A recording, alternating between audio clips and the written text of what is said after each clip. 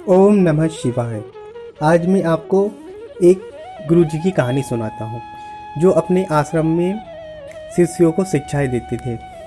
एक बार क्या हुआ कि उन्होंने अपने सारे जो शिष्य थे उनकी शिक्षा दीक्षा सब पूरी हो गई, वो अपने घर जाने लगे।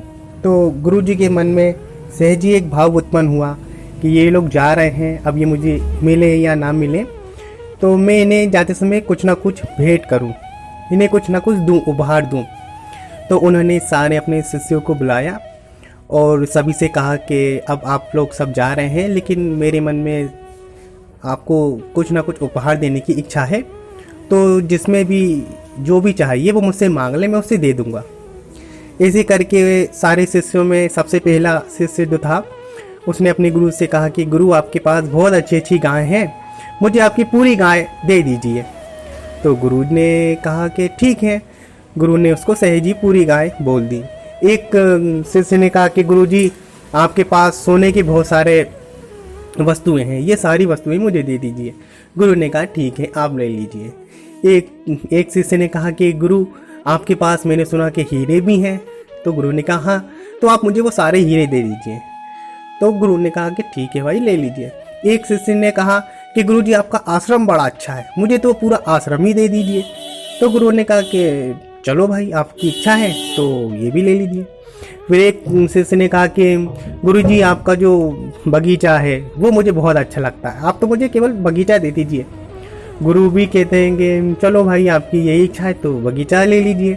ऐसे ऐसे करके सारे जो शिष्य जो होते हैं वो गुरु से ले लेते हैं सारी सामान। एक समय के बाद गुरु जी के पास कुछ भी नहीं बचता, लेकिन उसी आश्रम में एक उन्हीं का एक शिष्य होता है जो पढ़ाई लिखाई में जिसका मन तो लगता नहीं है। तो उससे भी पूछ लेते हैं कि गुरु यार, मैंने इन लोगों से पूछा, ये तो समझदार थे, अब तू बता दे तेरे को क्या चाहिए, तेरे को जो भी चाहिए मैं तुझे दे दूंगा। अब गुरु कहते हैं, वो गुरु से कहता है कि गुरु जी, अगर देना ही है तो आपका साथ और आपकी सेवा मुझे दे दीजिए। तो गुरु जी सहजी रूप से बहुत हंसने लगते हैं। तो वो कहते हैं कि अबे तू तो बिल्कुल ही गंवार है, तुझे बिल्कुल ही बुद्धि नहीं है, अब तो मेरे पास कुछ भी नहीं है, जो था मैंने सभी ने दे दिया है, मेरे पास कुछ नहीं है। तो वो जब भी कहता कि नहीं गुरुजी, मुझे तो बस आप देना चाहते हो तो अपना साथ दे दो, अपनी सेवा दे दो और अपना मार्गदर्शन मुझे दे दो। तो गुरुजी कहते हैं कि चल भाई, अब तू मेरे साथ रहे तो ठीक है। गुरुजी वहाँ सब आश्रम क्योंकि वो शिष्यों का हो जाता है, वो दे देते हैं। तो वो सब कुछ छोड़ छाड़ के अपना एक दूसरे गांव चले जाते हैं। तो वहाँ के कुछ लोग गुरु की पहचान वाले होते हैं, तो कोई अपनी गाय दे देता है, कोई अपनी छोटा सा जमीन दे देता है, कोई वहाँ छोटी सी उनके लिए कुटिया बना देता है और गुरु वहीं निवास करते हैं। और ये शिष्य को जो होता है गुरु अपनी सेवा में रखते हैं। उसे कभी कहते हैं गाय को चारा खिला, गाय का गोबर फेंक, कंडे बंडे, तो ऐसा उसकी सेवा ही लेते हैं। तो कुछ समय बाद शायद गुरु को लगता है कि अरे यार, ये मेरा मार्गदर्शन चाह रहा है और मैं तो बहुत सेवा ले रहा हूँ। तो गुरु एक बार उसको बुलाते हैं और उससे कहते हैं कि देख, तेरी तब भी इच्छा हो तू मुझे छोड़ के चले जाना, मैं तुझे नहीं रोकूंगा। तो वो कहता है नहीं नहीं गुरुजी, मुझे कोई दिक्कत नहीं। जब भी गुरुजी कहते हैं देख, तुझे जब भी जाना हो तू मुझे छोड़ के चले आना, मुझे कोई दिक्कत नहीं। तो वो कहता है ठीक है गुरुजी, और वो गुरुजी की सेवा में लगा रहता है। गुरु जो भी कोई काम कहता है उसे ना भी बनता है, लेकिन वो कोशिश अवश्य करता है कि गुरु आपने मुझे कहा, लेकिन मैंने टाला नहीं, उसको करने की कोशिश की। मैं नहीं कर पाया, लेकिन मैं उसको करने की कोशिश अवश्य की। तो इसी गुरु उसको बहुत सारे काम देते हैं, वो प्रयास करता है, वो समय बीत जाता है। इसके बाद क्या होता है कि एक बार वहीं का एक जो राजन होते हैं वो गुरु के बहुत मानने वाले होते हैं। तो वो गुरु को के पास आते हैं और अपनी प्रॉब्लम बताते हैं कि महाराज, गुरुजी, मेरे पास सब कुछ है लेकिन मेरी संतान नहीं है, तो मैं चाहता हूँ कि मेरा जो राज हो वो ऐसे व्यक्ति के हाथ आए जो मेरी प्रजा को खुश रख सके। तो आपकी नज़र में ऐसा कोई व्यक्ति हो तो आप मुझे बता दीजिए। तो गुरु कहते हैं यार, मैं कैसे बताऊँ। तो वो कहते हैं कि गुरुजी, आपके इतने सारे शिष्य थे, उनमें से कोई एक तो इस योग होगा जो राजा बन पाए, जो प्रजा के दुख सुख का साथी बन पाए, उन्हें अच्छा राजा बन के दिखाए। तो गुरु कहते हैं यार देखो, मेरे इतने सारे शिष्य थे, एक ने मेरी गाय ले गया, एक ने मेरा पूरा आश्रम ही ले लिया, एक ने हीरे ले लिए, एक ने मोती ले लिए। अगर इनमें से कोई भी एक बन जाता है तो वो प्रजा से भी वही चीज़ ले लेगा। भाई जैसे गाय वाला है, गाय वाले को बना दिया तो वो होना हो प्रजा की भी गाय भाड़ा पड़े। किसी को सोने का शौकीन है, सोने वाला बन गया तो वो प्रजा से सोना ही ले ले। तो मुझे तो ऐसा कोई नहीं लगता जो है, जो उस योग है मेरे योग। तो गुरुजी कहता गुरुजी कोई तो ऐसा होगा।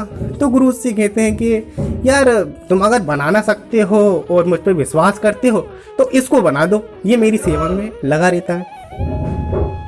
तो गुरु कहते हैं कि इसको कि हाँ देखो मेरे से सब लोगों ने कुछ ना कुछ मांगा, लेकिन इसने मुझे नहीं मांगा, और मांगा तो केवल मेरी सेवा मांगी, मेरा मार्गदर्शन मांगा। अगर सोचो ऐसा व्यक्ति अगर राजा बन जाता है तो वो सभी को साथ लेके चलेगा, अपनी भी सुनेगा और लोगों के दुख दर्द को भी समझेगा, क्योंकि ये खुद काम करता है, कोई से करवाता तो है नहीं। तो वो कहता है कि चलो भाई ठीक है गुरुजी, आप अगर मेरे को बोलते हैं तो मैं इसे ही राजा बना देता हूँ। उस लड़के को बुलाया जाता है, उस शिष्य को, और उससे कहा जाता है कि देखो ये राजन है और अब तुम्हें इनके यहाँ इनके पुत्र की जगह तुम्हें राजा बनना पड़ेगा। तो गुरु की बात सुन के वो बहुत ही सहज जाता है कि गुरु आप मुझे क्या कह रहे हैं, मैं तो आपकी सेवा करना चाहता हूँ और आप मुझे राजा बना रहे हैं। तो वो गुरु जी कहते हैं नहीं तुम्हें राजा तो बनना ही पड़ेगा। तो वो गुरु से एक ही चीज़ कहते हैं कि गुरु मैं राजा तभी बनूंगा तब आप ये वचन दें कि आप मेरा मार्गदर्शन करेंगे, आप पग पग में मेरा मार्गदर्शन करेंगे, मेरी गलतियों को बताएंगे, तो ही मैं ये राज स्वीकार करता हूँ, अन्यथा मुझे ये राज का भी मोह नहीं है। तो गुरु सोचते हैं कि देखो राजन ये ऐसा कह रहा है, क्या करें। तो वो कहता है कि गुरुजी मैं अभी तक इसको देखा नहीं था, लेकिन इसको देखने के बाद सोच रहा था कि जैसा मैं चाहता था कि मेरे योग्य कौन है, तो गुरुजी मैं चाहता हूँ कि अब यही उस राज को संभाले और यही उस पद पे बैठे। तो गुरु और वो दोनों मिलके उसे राजन बना देते हैं, वो राज्य करता है और दोनों का मार्गदर्शन प्राप्त करके आगे प्रजा को सुख देता है। तो मैं आपसे यही चीज़ इस कहानी का यही मैं आपको बताना चाह रहा था कि गुरु जो होते हैं वो हमें चाहे दुख दें या कठिन से कठिन परीक्षा लें, वो केवल इसलिए हमसे लेते हैं क्योंकि वो हमें कुछ बनाना चाहते हैं। हम लोग क्या करते हैं, गुरु जब भी कोई परीक्षा लेते हैं तो हम सोचते हैं कि गुरु बहुत बेकार है, वो हमसे इतना सारा काम करा, इतना सारा हमें समस्या में डाल रहे हैं। वास्तविकता में गुरु हमें कभी समस्या में डाल ही नहीं सकते, वो हमें निखारते हैं। जिस प्रकार एक सुनार भी अपने सोने को जितना ज़्यादा गर्म करता है उसमें ज़्यादा उतना ही निखार आता है। इसलिए हमें कभी भी गुरु का कहने का बुरा नहीं मानना चाहिए, बाकी उनकी अंदर की भावनाओं को समझना चाहिए कि गुरु क्या चाह रहे हैं, और जो भी वो काम दे उन्हें पूरी ईमानदारी से करना चाहिए। वास्तविकता में वो नहीं हो लेकिन उसको हल करने की कोशिश अवश्य करना चाहिए। बस यही ये आपको बताना चाह रहा था। तो ऐसी ही और वीडियो देखने के लिए हमारे YouTube चैनल माँ रेवा को जरूरी सब्सक्राइब करें, जिससे आप हमारे आने वाले वीडियो को आगे भी देख सके। जय हो माँ नर्मदा जी की।